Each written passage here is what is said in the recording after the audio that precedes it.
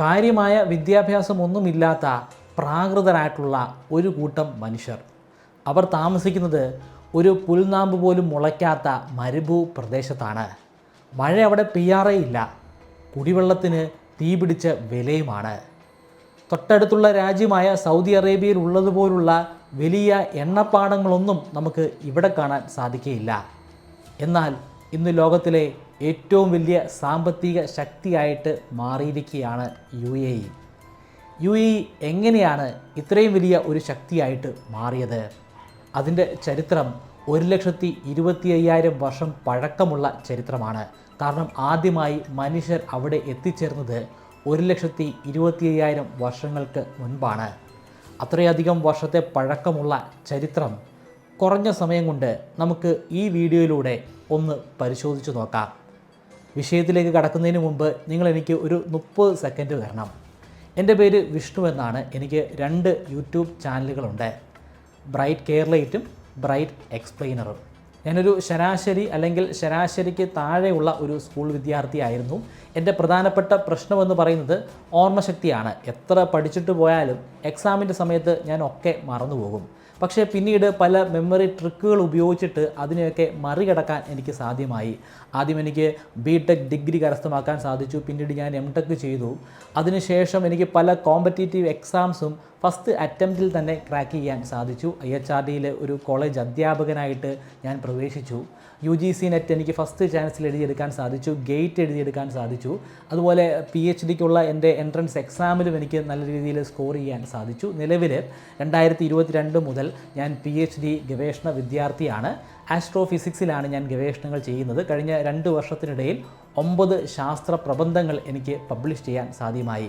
നിങ്ങൾ എൻ്റെ videos follow ചെയ്യുന്ന വ്യക്തിയാണെങ്കിൽ ഞാൻ കാര്യമായിട്ട് സ്ക്രിപ്റ്റ് ഒന്നും ഉപയോഗിക്കാതെയാണ് ഈ വീഡിയോ ഒക്കെ അവതരിപ്പിക്കുന്നത്.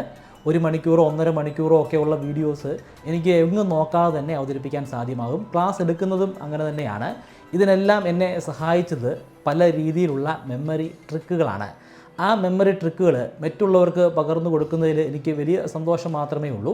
അതൊരു കോഴ്സായിട്ട് ബ്രൈറ്റ് കേരളൈറ്റിൻ്റെ വെബ്സൈറ്റിൽ ഞാൻ ലോഞ്ച് ചെയ്യുകയാണ്. ഒരു കോഴ്സ് ആയതുകൊണ്ട് തന്നെ എൻ്റെ മെമ്മറി ട്രിക്ക് മാത്രമല്ല, അതിനുപരിയായി മറ്റ് പല പുസ്തകങ്ങൾ റെഫർ ചെയ്ത് ലോക നിലവാരമുള്ള നിരവധി മെമ്മറി ട്രിക്കുകളും ഞാൻ ഈ ഒരു കോഴ്സിൻ്റെ ഭാഗമായിട്ട് മറ്റുള്ളവർക്ക് ഷെയർ ചെയ്യുന്നുണ്ട്. പുതിയൊരു ഭാഷ പഠിക്കാനോ അല്ലെങ്കിൽ ഒരു പുസ്തകത്തിലുള്ള കാര്യങ്ങളൊക്കെ തന്നെ നിങ്ങളുടെ മെമ്മറിയിൽ സൂക്ഷിച്ചു വെക്കാനോ, നിങ്ങൾക്ക് പഠിക്കാനുള്ള വസ്തുക്കൾ ഒരിക്കലും മറന്നുപോകാത്ത രീതിയിൽ നിങ്ങളുടെ മെമ്മറിയിൽ സൂക്ഷിക്കാനോ ഈ കോഴ്സ് നിങ്ങളെ സഹായിക്കുന്നതാണ്. ഈ കോഴ്സിൻ്റെ ഫീസ് 3000 രൂപയാണ്. പക്ഷേ ഇത് ലോഞ്ച് ചെയ്യുന്നതിൻ്റെ ഭാഗമായിട്ട് ആദ്യം രജിസ്റ്റർ ചെയ്യുന്ന 50 പേർക്ക് 50% ഡിസ്കൗണ്ട് ലഭ്യമാക്കുന്നതാണ്. അതിനുവേണ്ടി BE50 എന്ന പ്രോമോ കോഡ് ഉപയോഗിക്കുക. ആദ്യം ജോയിൻ ചെയ്യുന്ന 50 പേർക്ക് മാത്രമായിരിക്കും ഈ ഓഫർ ഉണ്ടായിരിക്കുക. താഴെ ഡിസ്ക്രിപ്ഷനിലും ഫസ്റ്റ് കമൻറ്റിലും ഞാൻ അതിൻ്റെ ലിങ്ക് കൊടുക്കുന്നുണ്ട്. ആ ലിങ്ക് ഉപയോഗിച്ചിട്ട് നിങ്ങൾക്ക് നേരിട്ട് കോഴ്സിൽ രജിസ്റ്റർ ചെയ്യാൻ സാധിക്കുന്നതാണ്. ആഫ്രിക്കയിൽ നിന്നും ആദ്യമായി മനുഷ്യർ UAEയിൽ എത്തിച്ചേരുന്നത് 1,25,000 വർഷങ്ങൾക്ക് മുൻപായിരുന്നു. അതിൻ്റെ തെളിവുകൾ നമുക്ക് ലഭ്യമായിട്ടുണ്ട്. ഷാർജയിലെ ജുബൽ ഫയയിൽ നിന്നും കല്ലുകൊണ്ട് നിർമ്മിച്ചിട്ടുള്ള ആയുധങ്ങൾ കണ്ടെടുത്തിയിട്ടുണ്ട്. ആ ആയുധങ്ങളുടെ പഴക്കം 1,25,000 വർഷമാണ്. അന്നത്തെ UAE അല്ലെങ്കിൽ അറേബ്യൻ പെനിൻസുല ഇന്ന് കാണുന്നത് പോലെ ഒരു മരുഭൂ പ്രദേശമായിരുന്നില്ല. അവിടെ ധാരാളമായി മൺസൂൺ മഴ പെയ്യുമായിരുന്നു. ഒരുപാട് പുഴകളും തടാകങ്ങളും അവിടെ ഉണ്ടായിരുന്നു. അതുകൊണ്ട് തന്നെ വലിയ രീതിയിലുള്ള വനപ്രദേശങ്ങൾ ആ മേഖലയിൽ ഉണ്ടായിരുന്നു. പക്ഷേ പിന്നീട് കാലാവസ്ഥ വ്യതിയാനത്തെ തുടർന്ന് അവിടെ വലിയ രീതിയിലുള്ള മാറ്റങ്ങൾ സംഭവിക്കുകയായിരുന്നു. കഴിഞ്ഞ 6000 വർഷമായിട്ട് ഈ പ്രദേശം ഒരു മരുഭൂമിയാണ്. അതിൻ്റെ പ്രധാനപ്പെട്ട കാരണം മിലാൻകോവിച്ച് സൈക്കിളാണ്. അതായത് ഭൂമിയുടെ ഓർബിറ്റിലുണ്ടായിട്ടുള്ള വ്യതിചലനമാണ്. 10,000 വർഷങ്ങൾ കൂടുന്തോറും ഇത്തരത്തിൽ ഓർബിറ്റിൽ വ്യത്യാസങ്ങൾ സംഭവിക്കുകയും കാലാവസ്ഥ അടിമുടി മാറുകയും ചെയ്യുന്നതാണ്. 3200 BCEക്കും 2000 BCEക്കും ഇടയിലുള്ള കാലഘട്ടത്തിൽ ദുബൈയുടെ തീരമേഖലകളിൽ അൽ നാർ സിവിലൈസേഷൻ ആയിരുന്നു ഉണ്ടായിരുന്നത്. ഈ സിവിലൈസേഷൻ ആ കാലഘട്ടത്തിൽ മെസൊപ്പൊട്ടോമിയായിട്ടും ഇൻഡസ് വാലി സിവിലൈസേഷനായിട്ടും വ്യാപാരം നടത്തിയിട്ടുള്ള തെളിവുകൾ നമുക്ക് ലഭ്യമായിട്ടുണ്ട്. മീൻപിടുത്തമായിരുന്നു ഇവരുടെ പ്രധാനപ്പെട്ട ഉപജീവന മാർഗം. അവരുടെ അവശേഷിപ്പായിട്ട് ഇപ്പോഴും നമുക്ക് സർക്കുലാർ രൂപത്തിലുള്ള ടൂമ്പുകൾ അല്ലെങ്കിൽ ശവകുടീരങ്ങൾ അവിടെ കാണാൻ സാധിക്കും. 1300 BCE വാദി സുഖ് കാലഘട്ടമാണ്. ഈ കാലഘട്ടത്തിലാണ് ആദ്യമായി അവർ ചെറിയ രീതിയിലെങ്കിലും കൃഷി ചെയ്യാൻ തുടങ്ങിയത്. അതിനു പുറമെ ആടുമേയ്ക്കലും പതിവാകുന്നത് ഈ ഒരു കാലഘട്ടത്തോടു കൂടിയാണ്. 300 BCEക്കും 300 CE അല്ലെങ്കിൽ 300 ADക്കും ഇടയിലുള്ള കാലഘട്ടത്തിൽ പേർഷ്യ ഭരിച്ചിരുന്ന പാർത്തിയൻസും അതുപോലെ സസാനിഡ്സും മാറി മാറി ഈ പ്രദേശം കയ്യേറിയിരുന്നു. 300 CE മുതൽ 630 CE വരെയുള്ള കാലഘട്ടത്തിൽ കാര്യമായിട്ടുള്ള രാജ്യഭരണമൊന്നും ഈ മേഖലകളിൽ ഉണ്ടായിരുന്നില്ല. ഗോത്ര വിഭാഗത്തിൽപ്പെട്ടിട്ടുള്ള ഒരു ജനസമൂഹമായിരുന്നു പല ഗ്രൂപ്പുകളായിട്ട് ഈ മേഖലകളിൽ അധിവസിച്ചിരുന്നത്. 630 CE അല്ലെങ്കിൽ 630 ADയിലാണ് ഇസ്ലാമിക ഭരണം അല്ലെങ്കിൽ കാലിഫേറ്റ് ഡൈനാസ്റ്റി സ്ഥാപിതമാകുന്നത്. പിന്നീട് കുറേയധികം വർഷം കാലിഫേറ്റ് ഡൈനാസ്റ്റിയുടെ അണ്ടറിലാണ് UAE അടക്കമുള്ള അറേബ്യൻ പെനിൻസുല ഉണ്ടായിരുന്നത്. 330 CEക്കും 630 CEക്കും ഇടയിലുണ്ടായിരുന്ന പ്രീ ഇസ്ലാമിക് കാലഘട്ടത്തെക്കുറിച്ച് ഡീറ്റെയിൽഡ് ആയിട്ടുള്ള ഒരു വീഡിയോ മുൻപ് ഞാൻ ചെയ്തതാണ്. അതുകൊണ്ട് അതിൻ്റെ എക്സ്പ്ലനേഷൻസ് ഞാൻ ഈ വീഡിയോയിൽ പറയുന്നില്ല. താല്പര്യമുള്ളവർക്ക് അതിൻ്റെ ലിങ്ക് പരിശോധിക്കാം. ഞാൻ ഐ ബട്ടണിലും ഡിസ്ക്രിപ്ഷനിലും കൊടുക്കുന്നുണ്ട്. 630 CE മുതൽ ആരംഭിച്ച കാലിഫേറ്റ് ഡൈനാസ്റ്റിയെക്കുറിച്ചും ഞാൻ ഇവിടെ പരാമർശിക്കുന്നില്ല. കാരണം അതൊക്കെ വളരെ വിശദമായിട്ട് മുൻപ് ചെയ്തിട്ടുള്ളതാണ്. ആവർത്തന വിരസത ഒഴിവാക്കാൻ വേണ്ടി ഈ വീഡിയോയിൽ ഞാൻ അതൊന്നും പരാമർശിക്കുന്നില്ല. പക്ഷേ അതിൻ്റെ ലിങ്ക് ഞാൻ ഡിസ്ക്രിപ്ഷനിലും ഐ ബട്ടണിലും പ്രത്യേകം കൊടുക്കുന്നുണ്ട്, നിങ്ങൾക്ക് പരിശോധിക്കാം. 16-ാം നൂറ്റാണ്ടിലാണ് പോർച്ചുഗീസുകാർ ഈ മേഖലയിൽ എത്തിച്ചേരുന്നത്. പക്ഷേ പോർച്ചുഗീസുകാർ ഒരിക്കലും ഈ മേഖലയെ ഭരിച്ചിട്ടില്ല. പക്ഷേ അവർ ഇവിടെ ഫോർട്ടുകൾ സ്ഥാപിച്ചു. അന്ന് ജുൽഫാർ എന്ന അറിയപ്പെടുന്ന പ്രദേശത്താണ് അവർ ഫോർട്ട് സ്ഥാപിക്കുന്നത്. ആ പ്രദേശം ഇന്ന് റാസൽ ഖൈമയാണ്. ഈ കാലഘട്ടത്തിൽ UAEയിൽ പല പല വ്യത്യസ്തമായിട്ടുള്ള ഗ്രാമങ്ങളുണ്ടായിരുന്നു. ഓരോ ഗ്രാമങ്ങളെയും നിയന്ത്രിക്കുന്ന ഒരു ഗ്രാമത്തലവനുമുണ്ടായിരുന്നു. ആ ഗ്രാമത്തലവനാണ് പിന്നീട് ഷെയ്ഖുമാരായിട്ട് മാറിയത്. ഇന്ന് നമുക്ക് കാണാൻ സാധിക്കുന്ന ഷെയ്ഖുമാർ അന്നത്തെ ആ ഗ്രാമത്തലവന്മാരുടെ പിന്നീടുണ്ടായ തലമുറയിൽ ഉണ്ടായി വന്ന ആളുകളാണ്. UAE പ്രധാനമായിട്ടും 7 എമിറേറ്റ്സ് കൂടി ചേരുന്നതാണ്.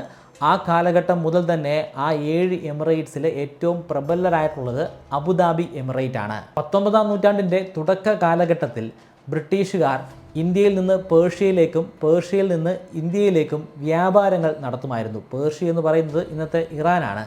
തീർച്ചയായിട്ടും അവർക്ക് ദുബൈയുടെ അരികിലൂടെ മാത്രമേ ഈ വ്യാപാര ബന്ധം നടത്താൻ സാധിക്കുമായിരുന്നു. അത് ബ്രിട്ടീഷുകാർക്ക് വലിയ വെല്ലുവിളിയുമായിരുന്നു. കാരണം കടൽ കൊള്ളക്കാർ ധാരാളമായിട്ട് ഈ മേഖലയിൽ ഉണ്ടായിരുന്നു. പ്രത്യേകിച്ചും റാസൽ ഖൈമ എന്ന് നമ്മൾ പറയുന്ന ആ പ്രദേശത്ത് ഒരുപാട് കടൽ കൊള്ളക്കാരുണ്ടായിരുന്നു. അത് ബ്രിട്ടീഷുകാരുടെ ഒരു വേർഷനാണ്. റാസൽ ഖൈമയുടെ വേർഷൻ അനുസരിച്ച് അവർ കടൽ കൊള്ളക്കാരല്ല. അവർ ശരിക്കും ബ്രിട്ടീഷുകാരിൽ നിന്നും അവരുടെ സ്വന്തം രാജ്യത്തെ പ്രതിരോധിക്കുകയാണ്. റാസൽ ഖൈമയിലെ ഒരു ട്രൈബൽ ഗ്രൂപ്പായ ഖവാസിം അല്ലെങ്കിൽ അൽ ഖസീമിയാണ് ബ്രിട്ടീഷുകാർക്ക് പ്രധാനപ്പെട്ട വെല്ലുവിളിയായി മാറിയത്. ഇവരുമായിട്ട് 1809 ബ്രിട്ടീഷുകാർ ഒരു യുദ്ധത്തിൽ ഏർപ്പെടുകയും ചെയ്തു. ചുരുക്കത്തിൽ ബ്രിട്ടീഷുകാരുടെ ഈ വ്യാപാരമൊന്നും അത്ര സുഖകരമായിരുന്നില്ല ആ അന്തരീക്ഷത്തിൽ. അതിനൊരു വലിയ മാറ്റം വരണമെന്ന രീതിയിൽ 1820 ഈ മേഖലയിൽ ഉണ്ടായിരുന്ന 7 ഗോത്ര തലവന്മാരുമായിട്ട് ബ്രിട്ടീഷുകാർ ഒരു കരാറിൽ ഒപ്പുവെച്ചു. ആ കരാർ അനുസരിച്ച് ബ്രിട്ടീഷുകാരുടെ ട്രേഡിനെ ഇവർ ഒരു രീതിയിലും എതിർക്കുന്നതായിരിക്കുകയില്ല.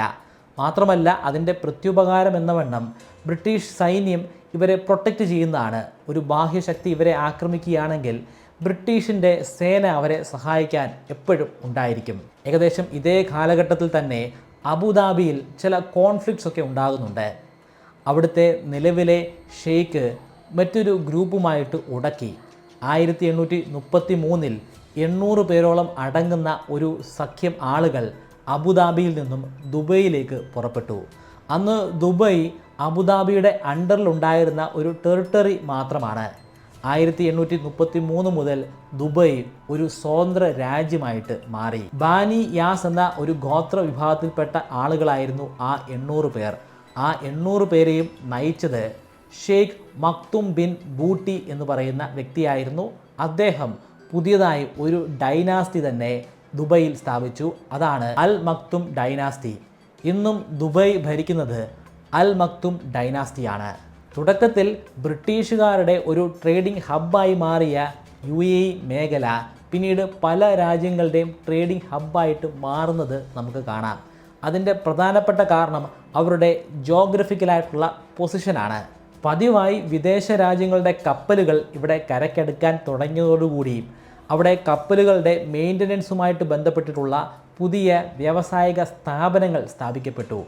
ഒരുപാട് ധനികർ ഇങ്ങനെ പല ഘട്ടങ്ങളിലും ഇവിടെ എത്തിച്ചേരുന്നുണ്ട്. അവർക്കൊക്കെ താമസിക്കാൻ സൗകര്യമൊരുക്കുന്ന തരത്തിലുള്ള റെസ്റ്റോറൻറ്റുകളും അവിടെ ഉണ്ടായി വന്നു. ധനികർക്ക് മാത്രമല്ല, സാധാരണക്കാരായിട്ടുള്ള ആളുകൾക്ക് പോലും അക്കോമഡേറ്റ് ചെയ്യാൻ പറ്റുന്ന തരത്തിലുള്ള ഹോട്ടലുകളും ഇവിടെ ഉണ്ടാകുന്നുണ്ട്. 1958 ഷെയ്ഖ് റാഷിദ് ബിൻ സെയ്ദ് അൽ മക്തും ദുബൈയിലെ രാജാവായി മാറി. അതോടുകൂടി ദുബൈയുടെ തലവര തന്നെ മാറുകയായിരുന്നു. അദ്ദേഹം വലിയൊരു യാത്രാപ്രേമിയായിരുന്നു. അദ്ദേഹം സന്ദർശിക്കാത്ത രാജ്യങ്ങൾ വിരളവുമാണ്. പ്രധാനമായിട്ടും അദ്ദേഹം സന്ദർശിച്ചിരുന്നത് യൂറോപ്യൻ മേഖലകളിലാണ്. അവിടെ എങ്ങനെയാണ് പോർട്ടുകൾ പ്രവർത്തിക്കുന്നത്, ഹാർബറിലൂടെ എങ്ങനെയാണ് അവർ കൂടുതൽ പണം സമ്പാദിക്കുന്നതെന്നൊക്കെ നേരിട്ട് കണ്ട് മനസ്സിലാക്കി. തൻ്റെ രാജ്യം നേരിടുന്ന ഏറ്റവും വലിയ വെല്ലുവിളി ആഴം കുറഞ്ഞ ദുബൈ ക്രീക്കാണെന്ന് മനസ്സിലായി. ദുബൈ ക്രീക്കിലൂടെയാണ് കപ്പലുകൾ ദുബൈ സിറ്റിയിൽ എത്തിച്ചേരുന്നത്. ദുബൈ സിറ്റിയെ സമുദ്രവുമായിട്ട് ബന്ധിപ്പിക്കുന്നത് ഈ ഒരു ചാലാണ്. പക്ഷേ അതിന് വലിയ ആഴമൊന്നുമില്ല. അതുകൊണ്ട് തന്നെ വലിപ്പമേറിയിട്ടുള്ള കപ്പലുകൾക്ക് ദുബൈയിൽ എത്തിച്ചേരാൻ സാധിക്കുമായിരുന്നില്ല. ആദ്യം അദ്ദേഹം ചെയ്യുന്ന നടപടി ആ ക്രീക്കിൻ്റെ ആഴം വർദ്ധിപ്പിക്കുക എന്നതാണ്. പക്ഷേ അതിന് ഒരുപാട് ഇൻഫ്രാസ്ട്രക്ചർ ഫെസിലിറ്റീസ് വേണം, ധാരാളമായി പണം ചെലവഴിക്കേണ്ടതായിട്ടുണ്ട്. പക്ഷേ ആ ഘട്ടത്തിലൊന്നും UAEക്ക് കാര്യമായിട്ട് പണം സമ്പാദിക്കാൻ സാധിക്കുമായിരുന്നില്ല. അവരുടെ കയ്യിൽ പണം ഉണ്ടായിരുന്നില്ല. അതുകൊണ്ട് തന്നെ വിദേശ രാജ്യങ്ങളിൽ നിന്നും അവർ ലോണായിട്ട് പണം എടുക്കുകയാണ് ഉണ്ടായത്.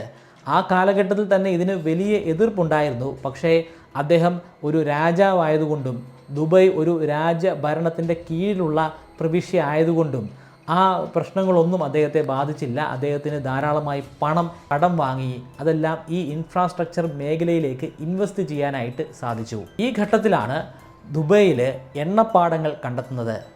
എണ്ണപ്പാടങ്ങളുണ്ട്, പക്ഷേ സൗദി അറേബ്യയിൽ ഉള്ളതുപോലെ അതിവിശാലമായിട്ടുള്ള എണ്ണപ്പാടങ്ങളൊന്നും നമുക്ക് ദുബൈയിൽ കാണാൻ സാധിക്കുകയില്ല. ദുബൈയുടെ മൊത്തം GDPയുടെ വെറും 1% മാത്രമാണ് എണ്ണപ്പാടങ്ങളിൽ നിന്നും അവർക്ക് നേടിയെടുക്കാൻ സാധിക്കുന്നത്. എണ്ണപ്പാടങ്ങളിൽ നിന്നും ഓയിൽ റിഫൈൻ ചെയ്യാൻ സാധിച്ചതോടുകൂടി കുറച്ചുകൂടി പണം ഇവർക്ക് ലഭ്യമായി. പക്ഷേ ആ പണമൊന്നും രാജാവിൻ്റെ ആഡംബര ജീവിതത്തിന് വേണ്ടിയല്ല അദ്ദേഹം ഉപയോഗിച്ചത്. ദീർഘവീക്ഷണമുണ്ടായിരുന്ന അദ്ദേഹം ആ പണം നേരെ തന്നെ ഇൻഫ്രാസ്ട്രക്ചർ ഫെസിലിറ്റികൾ വികസിപ്പിച്ചെടുക്കാൻ വേണ്ടിയാണ് ഉപയോഗിച്ചത്. ലോകത്തിൽ തന്നെ വലിപ്പമേറിയിട്ടുള്ള ഹാർബറുകൾ, പോർട്ടുകൾ, കപ്പലിൻ്റെ മെയിൻ്റനൻസ് വർക്ക് നടത്തുന്ന തരത്തിലുള്ള സ്ഥാപനങ്ങൾ, അങ്ങനെ ഒരുപാട് ഇൻഫ്രാസ്ട്രക്ചർ പ്രവർത്തനങ്ങൾ അവിടെ ആരംഭിച്ചു. അങ്ങനെയാണ് ഒരുപാട് തൊഴിലവസരങ്ങൾ ദുബൈയിൽ സൃഷ്ടിക്കപ്പെടുന്നത്. സൗദി അറേബ്യ വെച്ച് നോക്കുമ്പോൾ UAE എന്ന് പറയുന്നത് താരതമ്യേന വലിപ്പം കുറഞ്ഞ ഒരു രാജ്യമാണെങ്കിൽ പോലും ഒരുപാട് ജോബ് ഓപ്പർച്യൂണിറ്റീസ് അവിടെ ഉണ്ടായി. കേരളത്തിൽ നിന്നും ഇന്ത്യയുടെ മറ്റ് മേഖലകളിൽ നിന്നും ബംഗ്ലാദേശിൽ നിന്നുമൊക്കെ നിരവധി ആളുകൾ ഈ ഘട്ടത്തിൽ ദുബൈയിൽ എത്തിച്ചേരുകയും അവർക്ക് നല്ല രീതിയിൽ പണം സമ്പാദിക്കാൻ സാധിക്കുകയും ചെയ്തു. ഇത് വലിയ രീതിയിൽ തന്നെ ഇന്ത്യ പോലുള്ള രാജ്യങ്ങളിലെ ജനങ്ങൾക്ക്, പാവപ്പെട്ട ജനങ്ങൾക്ക് ജോലി സമ്പാദിക്കാനുള്ള അവസരമായി മാറി. അതിനോടൊപ്പം തന്നെ ദുബൈ എന്ന രാജ്യത്തിന് കുറഞ്ഞ ചെലവിൽ ഇൻഫ്രാസ്ട്രക്ചർ വികസിപ്പിച്ചെടുക്കാനുള്ള ഒരു അവസരവുമാണ്. ഇത് വലിയ രീതിയിൽ തന്നെ ഇന്ത്യ പോലുള്ള രാജ്യങ്ങളിലെ പാവപ്പെട്ട ജനങ്ങൾക്ക് ഒരു ജീവിതമാർഗം ഉണ്ടാക്കിയെടുക്കാൻ സാധിച്ചു. അതിനോടൊപ്പം തന്നെ ദുബൈക്ക് താരതമ്യേന കുറഞ്ഞ ചെലവിൽ ഇൻഫ്രാസ്ട്രക്ചർ വികസിപ്പിച്ചെടുക്കാനുള്ള ഒരു അവസരവുമായി മാറി. 1971 6 എമിറേറ്റുകൾ കൂടി ചേർന്ന് യുണൈറ്റഡ് അറബ് എമിറേറ്റ്സ് ഉണ്ടായി. തൊട്ടടുത്ത വർഷം 1972 റാസൽ ഖൈമയും UAEയുടെ ഭാഗമായി മാറി. ഇത് ഈ 7 രാജ്യങ്ങളെയും നല്ല രീതിയിൽ തന്നെ സ്റ്റെബിലൈസ് ചെയ്തു. കൂടുതൽ വികസന വാതിലുകൾ തുറക്കാനുള്ള ഒരു അവസരമാണ് ഇവർക്ക് ഇതിലൂടെ ലഭ്യമായത്. ഇക്കൂട്ടത്തിൽ ഏറ്റവും ശക്തമായിട്ടുള്ള എമിറേറ്റ് അബുദാബിയാണ്. അത് ഞാൻ വീഡിയോയുടെ തുടക്കത്തിൽ തന്നെ പറഞ്ഞാണ്. ആദ്യ ഘട്ടം മുതൽ തന്നെ അബുദാബി വളരെ പവർഫുള്ളായിട്ടുള്ള ഒരു എമിറേറ്റ് ആണ്. അതുകൊണ്ട് തന്നെ അബുദാബിയിലെ ഷെയ്ഖാണ് എല്ലായ്പ്പോഴും UAEയുടെ പ്രസിഡൻറ്റ്. അബുദാബി കഴിഞ്ഞാൽ പിന്നീടുള്ള രണ്ടാമത്തെ ഏറ്റവും വലിയ ശക്തി ദുബൈയാണ്. അതുകൊണ്ട് തന്നെ ദുബൈയിലെ ഷെയ്ഖാണ് UAEയുടെ പ്രധാനമന്ത്രി. അത് എല്ലായ്പ്പോഴും അങ്ങനെ തന്നെ ആയിരിക്കും. ദുബൈയിൽ 1972 പോർട്ട് റാഷിദ് പ്രവർത്തിച്ചു തുടങ്ങി. 1980 കുറെ കൂടെ വലിപ്പമുള്ള ജബേൽ അലി പോർട്ടും തുറന്നു പ്രവർത്തിക്കാൻ തുടങ്ങി. ഷെയ്ഖ് റാഷിദ് ജബേൽ അലി പോർട്ടിനെ ഒരു ടാക്സ് ഫ്രീ പോർട്ടായിട്ടാണ് ഓപ്പൺ ചെയ്തത്. അതായത് അവിടെ വ്യാപാരം നടത്തുമ്പോൾ ആ രാജ്യത്തിന് ടാക്സ് ഒന്നും അടയ്ക്കേണ്ട ആവശ്യമില്ല. ശരിക്കും പറഞ്ഞാൽ ഒരു രാജ്യം ഒരു പോർട്ടിൽ നിന്ന് പണം ഉണ്ടാക്കുന്നത് അവിടുത്തെ ടാക്സിലൂടെയാണ്. ആ ടാക്സ് ആണ് ഇവിടെ പൂർണ്ണമായിട്ടും ഒഴിവാക്കിയിരിക്കുന്നത്. ഇതോടുകൂടി ലോകത്തിൻ്റെ വിവിധ ഭാഗങ്ങളിലുള്ള വളരെ പ്രശസ്തമായിട്ടുള്ള കമ്പനികൾ ഇവിടെ ഓരോ സ്ഥാപനങ്ങൾ ആരംഭിച്ചു. കാരണം ഇവിടെ അവരുടെ വസ്തുക്കൾ ഇറക്കുമതി ചെയ്യുകയാണെങ്കിൽ, റോ മെറ്റീരിയൽസ് ഇറക്കുമതി ചെയ്യുകയാണെങ്കിൽ അവർക്ക് കാര്യമായിട്ട് ടാക്സ് അടയ്ക്കേണ്ട ആവശ്യമില്ല. കയറ്റുമതി ചെയ്യുമ്പോഴും അവർക്ക് ടാക്സ് അടയ്ക്കേണ്ടി വരുന്നില്ല. അങ്ങനെ ധാരാളം കമ്പനികൾ ഇവിടെ പ്രവർത്തിക്കാൻ തുടങ്ങി. ഓരോ വർഷം കഴിയും തോറും അവിടുത്തെ ജോബ് ഓപ്പർച്യൂണിറ്റി ഗണ്യമായിട്ട് വർദ്ധിക്കുകയാണ്. അങ്ങനെ വിദേശ രാജ്യത്തു നിന്നും കൂടുതൽ ആളുകൾ ഇവിടെ എത്തിച്ചേരുന്നു. ജോബ് ഓപ്പർച്യൂണിറ്റി വർദ്ധിക്കും തോറും അവിടുത്തെ സാലറിയും വർദ്ധിക്കുന്നതാണ്. അങ്ങനെ മറ്റെങ്ങും കിട്ടാത്ത തരത്തിലുള്ള ഉയർന്ന സാലറി ഇവിടെ നിന്നും ലഭ്യമാകാൻ തുടങ്ങി. എല്ലാവർക്കും ഉയർന്ന സാലറി ആ ഘട്ടങ്ങളിൽ ലഭിക്കുന്നു എന്നല്ല, താരതമ്യേന അവർ വരുന്ന രാജ്യത്തിനേക്കാൾ വളരെയധികം ഉയർന്ന ശമ്പളം അവർക്ക് ലഭ്യമാകുന്നു എന്നാണ് അർത്ഥമാക്കുന്നത്. ജബൽ അലി പോർട്ട് ഒരു വലിയ വിജയമായതോടുകൂടി UAE പല മേഖലകളിലായിട്ട് അത്തരത്തിൽ പ്രവർത്തിക്കുന്ന ടാക്സ് ഫ്രീ സോണുകൾ പ്രവർത്തിക്കാൻ തുടങ്ങി. അവിടെ വ്യാവസായിക സ്ഥാപനങ്ങൾക്ക് അവരുടെ സ്ഥാപനങ്ങൾ ആരംഭിക്കാം. ടാക്സുകളൊന്നും അടയ്ക്കേണ്ട ആവശ്യമില്ല. UAE ലോകത്തിലെ ആദ്യത്തെ ഇൻകം ടാക്സ് ഫ്രീ കൺട്രി ആയിട്ടും മാറി. അവിടെ നിന്ന് കിട്ടുന്ന വേതനത്തിന് ₹1 പോലും ടാക്സ് ആയിട്ട് അടയ്ക്കേണ്ടി വരുന്നില്ല. 2006 പുതിയ രാജാവ് അധികാരത്തിൽ വരുന്നത്, മുഹമ്മദ് ബിൻ റാഷിദ് അൽ മക്തും. അദ്ദേഹമാണ് റിയൽ എസ്റ്റേറ്റും ഫോറിനേഴ്സിന് ഓപ്പൺ ചെയ്ത് കൊടുക്കുന്നത്. ഇന്ന് UAE GDPയുടെ 15% റിയൽ എസ്റ്റേറ്റ് മേഖലയിൽ നിന്നാണ് ലഭിക്കുന്നത്. കപ്പലുകളുടെ ഒരു ഹബ്ബായി മാറിയതോടുകൂടിയാണല്ലോ UAE ആദ്യഘട്ടങ്ങളിൽ ഒരു വലിയ സാമ്പത്തിക ശക്തിയായിട്ട് വളർന്നു തുടങ്ങുന്നത്. ആ വളർച്ചയുടെ അടുത്ത ഘട്ടത്തിലേക്ക് കടക്കണമെങ്കിൽ വ്യോമയാനത്തിൻ്റെ ഒരു ഹബ്ബായിട്ടും UAE പ്രവർത്തിക്കണം. ദുബൈയിലെ പുതിയ ഷെയ്ഖ് അങ്ങനെയാണ് ചിന്തിക്കുന്നത്. അതുകൊണ്ട് തന്നെ അദ്ദേഹം പുതിയൊരു നിയമം നിലവിൽ കൊണ്ടുവന്നു. ദുബൈയിലെ വിമാനത്താവളം ഒരു ഇടത്താവളമാക്കി മാറ്റുന്ന വിമാന കമ്പനികൾക്ക് കുറഞ്ഞ നിരക്കിൽ അവരുടെ ഫ്യുവല് റീഫില്ല് ചെയ്യാൻ സാധിക്കും. ഇതിനെ തുടർന്ന് നിരവധി കമ്പനികൾ അവരുടെ ഇടത്താവളമാക്കി മാറ്റുകയാണ് UAEയും ദുബൈയും. അങ്ങനെ ദുബൈ വിമാനത്താവളം ഏറ്റവും കൂടുതൽ വിമാനങ്ങൾ വന്നിറങ്ങുന്ന ഒരു എയർപോർട്ടായിട്ട് മാറാൻ തുടങ്ങി. ഒരു ഹബ്ബാക്കി മാറ്റിയെടുക്കുക എന്നതായിരുന്നു ലക്ഷ്യം. അത് കുറഞ്ഞ നാളുകൾ കൊണ്ട് തന്നെ അദ്ദേഹത്തിന് യാഥാർത്ഥ്യമാക്കാൻ സാധ്യമായി. അതിനെ തുടർന്ന് അദ്ദേഹം മറ്റൊരു സ്റ്റേജിലേക്ക് കടക്കുകയാണ്. സ്വന്തമായിട്ട് ഒരു വിമാന കമ്പനി, എയർ എമിറേറ്റ്സ് എന്ന പേരിൽ അറിയപ്പെടുന്ന ആ വിമാന കമ്പനി പിന്നീട് വളർന്ന് വലിയൊരു കമ്പനിയായിട്ട് മാറുകയാണ്. ലോകത്തിൽ തന്നെ ഏറ്റവും പ്രസ്റ്റീജിയസ് ആയിട്ടുള്ള ലക്ഷറി വിമാനങ്ങൾ സ്വന്തമായിട്ടുള്ള ഒരു വിമാന കമ്പനിയായി എയർ എമിറേറ്റ്സ് മാറി. മുഹമ്മദ് ബിൻ റഷീദിൻ്റെ അടുത്ത ലക്ഷ്യം ദുബൈയെ ഒരു ടൂറിസ്റ്റ് സ്പോട്ടാക്കി മാറ്റുക എന്നതാണ്. പക്ഷേ അത് അത്ര എളുപ്പമുള്ള ഒരു കാര്യമൊന്നും ആയിരുന്നില്ല. കാരണം അതൊരു മരുഭൂപ്രദേശമാണ്. ഒരു മരുഭൂമിയിൽ എന്താണ് ടൂറിസ്റ്റുകൾക്ക് കാണാനായിട്ടുള്ളത്? ടൂറിസ്റ്റുകൾക്ക് കാണാൻ സാധിക്കുന്ന മനോഹരമായിട്ടുള്ള വസ്തുക്കൾ അവിടെ നിർമ്മിക്കാൻ സാധിക്കുമെങ്കിലോ? അങ്ങനെയാണ് അദ്ദേഹം പല നിർമ്മാണ പ്രക്രിയയിലും ഏർപ്പെടുന്നത്. 150 മീറ്ററോളം ഉയരമുള്ള Dubai frame, moon tower, museum of the future, Dubai Opera, Burj Khalifa, ലോകത്തിലെ ഏറ്റവും വലിയ മാളായ ദുബൈ മാൾ. പക്ഷേ ഇതിൻ്റെയൊക്കെ മുൻഗാമി എന്ന് പറയാൻ സാധിക്കുന്ന ലോകത്തിലെ ആദ്യത്തെ 7 സ്റ്റാർ ഹോട്ടലായ ബുർജ് അൽ അറബ് 1999 തന്നെ നിർമ്മിച്ചിട്ടുണ്ടായിരുന്നു. അതായത് മുഹമ്മദ് ബിൻ റഷീദ് അധികാരത്തിൽ വരുന്നതിന് മുൻപ് തന്നെ അതിൻ്റെ തുടക്കം കുറിക്കപ്പെട്ടിരുന്നു. അങ്ങനെ ഒരുപാട് മനോഹരമായിട്ടുള്ള കൺസ്ട്രക്ഷനുകൾ, നിർമ്മിതികൾ അവിടെ ഉണ്ടായതോടുകൂടി ടൂറിസ്റ്റുകളുടെ വലിയ ഒഴുക്കാണ് നമുക്ക് പിന്നീട് ദുബൈയിൽ കാണാൻ സാധിച്ചത്. അതിൻ്റെ ആക്കം കൂട്ടുന്ന തരത്തിൽ ദുബൈ എക്സ്പോകളും അദ്ദേഹം സംഘടിപ്പിക്കാൻ തുടങ്ങി. പക്ഷേ ദുബൈ പോലുള്ള അല്ലെങ്കിൽ UAE പോലുള്ള ഒരു മതരാജ്യത്തിന് ഒരുപാട് പരിധികളുണ്ട് ടൂറിസവുമായി ബന്ധപ്പെട്ടിട്ട്. മതത്തിൻ്റെ നിയമങ്ങൾ അതേപടി തന്നെ പാലിച്ചു പോവുകയാണെങ്കിൽ ടൂറിസ്റ്റുകൾ ഇവിടെ എത്തിച്ചേരാതെയാകും. അത് ഒഴിവാക്കാനായി അവർ പല നിയമങ്ങളും ഒഴിവാക്കാൻ തുടങ്ങി. പ്രധാനമായിട്ടും മദ്യം ടൂറിസ്റ്റുകൾക്ക് ലഭ്യമാകുന്നു എന്ന് ഉറപ്പുവരുത്തി. ഇസ്ലാമിക നിയമമനുസരിച്ച് മദ്യപിക്കാൻ പാടില്ല, മദ്യം വിതരണം ചെയ്യുന്നതും വലിയ പാപമാണ്. പക്ഷേ ദുബൈ അതെല്ലാം ഒഴിവാക്കി എല്ലാവർക്കും മദ്യം ലഭ്യമാക്കി. ഒരു ഇസ്ലാമിക രാജ്യത്ത് ബിക്കിനി പോലുള്ള വസ്ത്രങ്ങൾ ധരിക്കുന്നതിനെക്കുറിച്ച് ചിന്തിക്കാൻ പോലും സാധിക്കുകയില്ല. അവിടെ പൂർണ്ണമായിട്ടും ശരീരം കവർ ചെയ്യുന്ന തരത്തിലുള്ള വസ്ത്രങ്ങളായിരിക്കും സ്ത്രീകൾ ധരിക്കുക. എന്നാൽ ദുബൈ അതിലും മാറ്റങ്ങൾ വരുത്തി.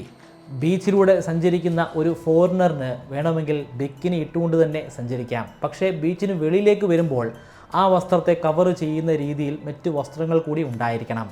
ദുബൈയിൽ പ്രോസ്റ്റിറ്റ്യൂഷൻ നിരോധിച്ചിട്ടുണ്ട്, അവിടെ നിയമപരമല്ല. പക്ഷേ ഇല്ലീഗലായിട്ട് പല മേഖലകളിലും പ്രോസ്റ്റിറ്റ്യൂഷനും നടക്കുന്നുണ്ട്. കോടീശ്വരന്മാരായിട്ടുള്ള ടൂറിസ്റ്റുകളെ തൃപ്തിപ്പെടുത്താൻ പറ്റുന്ന കാര്യങ്ങളൊക്കെ ദുബൈയിൽ ഇപ്പോൾ ലഭ്യമാണ്. അതിനെ തുടർന്ന് യൂറോപ്പിൽ നിന്നും അമേരിക്കയിൽ നിന്നുമൊക്കെ കോടീശ്വരന്മാർ ദുബൈയിലേക്ക് ഒഴുകുകയാണ്. ദുബൈയിൽ അവരെത്തിച്ചേരുമ്പോൾ ദുബൈ അതിസമ്പന്നമായി മാറിക്കൊണ്ടിരിക്കുന്നു. ദുബൈയെ എങ്ങനെയാണ് ഇത്രയും വലിയ സമ്പന്ന രാജ്യമാക്കി മാറ്റിയതെന്ന് ചോദിച്ചു കഴിഞ്ഞാൽ അവിടെ ഒരുപാട് ഫാക്ടറികളുണ്ട്. പ്രധാനമായിട്ടും ദീർഘവീക്ഷണമുള്ള ഭരണകർത്താവാണ്. അതുമാത്രമല്ല, ആ ഭരണകർത്താവിൻ്റെ കയ്യിൽ വലിയ രീതിയിലുള്ള അധികാരമാണ്. കാരണം അദ്ദേഹം അവിടുത്തെ രാജാവാണ്. മറ്റുള്ള ആളുകൾ പറയുന്നത് ചെവിക്കൊള്ളേണ്ട ഒരു ആവശ്യവും അദ്ദേഹത്തിനില്ല. ഒരുപാട് അധികാരം ഒരാളുടെ കയ്യിൽ കിട്ടുകയാണെങ്കിൽ അയാൾക്ക് രണ്ട് രീതിയിൽ സഞ്ചരിക്കാൻ സാധിക്കും. വേണമെങ്കിൽ ആ രാജ്യത്തെ അദ്ദേഹത്തിന് ചൂഷണം ചെയ്യാം. അവിടെയുള്ള ആളുകളെ ഒരു കാരുണ്യവുമില്ലാതെ തന്നെ അദ്ദേഹത്തിന് കൊന്നു തള്ളാൻ സാധിക്കും. അങ്ങനെ കൊന്നു തള്ളിയ ഒരുപാട് ഭരണാധികാരികൾ, ഏകാധിപതികൾ നമ്മുടെ മുൻപിൽ തന്നെ ഉണ്ട്. പക്ഷേ ദുബൈയിലെ അല്ലെങ്കിൽ UAE ഭരണകർത്താക്കൾ ആ വഴിയിലല്ല സഞ്ചരിച്ചത്. അവർക്ക് ലഭ്യമായിട്ടുള്ള അധികാരം ഉപയോഗിച്ച് അവരുടെ രാജ്യത്തെ ഒരു സ്വർഗമാക്കി അവർ മാറ്റിയെടുക്കുകയായിരുന്നു. ഇതേ രീതിയിലുള്ള ഒരു ഭരണകർത്താവ് നമ്മുടെ സ്വന്തം രാജ്യമായ ഇന്ത്യയിൽ വേണമെന്ന് ചോദിച്ചു കഴിഞ്ഞാൽ തീർച്ചയായിട്ടും വേണം. പക്ഷേ ജനാധിപത്യത്തിലൂടെ മാത്രമേ അങ്ങനെയുള്ള ഭരണകർത്താവ് ഉണ്ടാവാൻ പാടുള്ളൂ.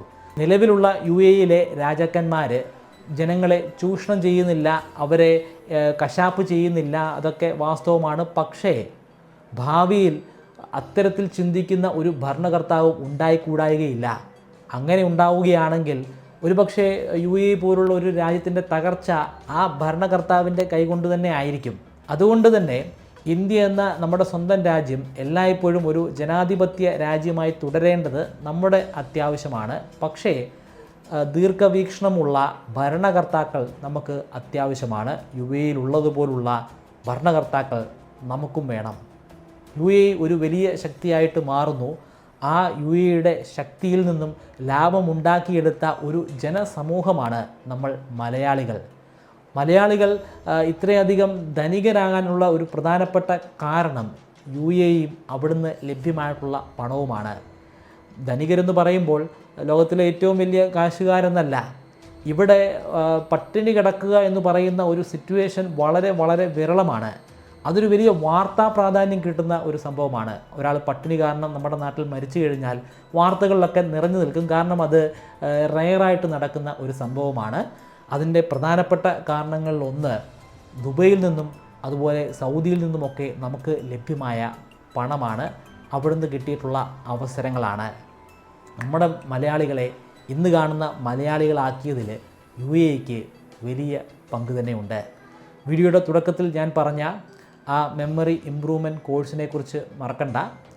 ഇപ്പോൾ തന്നെ രജിസ്റ്റർ ചെയ്യുക. ആദ്യം രജിസ്റ്റർ ചെയ്യുന്ന 50 പേർക്കായിരിക്കും 50% ഡിസ്കൗണ്ട് ലഭ്യമാവുക.